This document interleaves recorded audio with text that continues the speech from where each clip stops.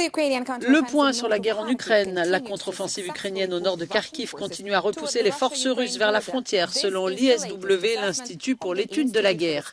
Les forces ukrainiennes ont libéré plusieurs villes au nord de Kharkiv et poursuivent leur progression vers le nord. Selon une source russe, les troupes ukrainiennes ont avancé jusqu'à 10 km de la frontière russe.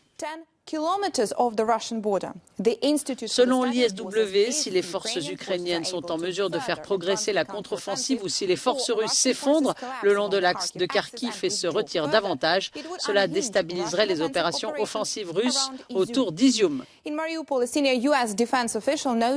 Un haut responsable américain constate que les forces russes s'appuient de plus en plus sur des bombes muettes pour attaquer Mariupol, car elles ont épuisé les stocks de munitions à guidage de précision, alors que l'assaut sur les aciéries d'Azovstal se poursuit.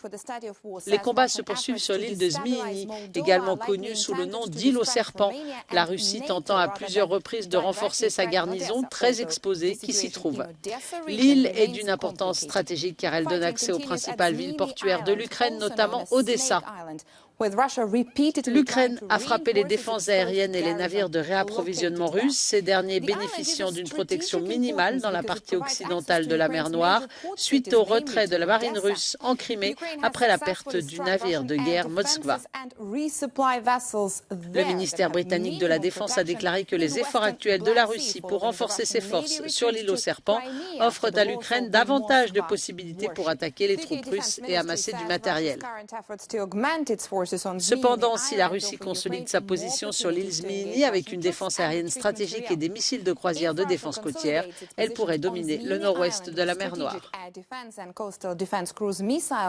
They could dominate the northwestern Black Sea.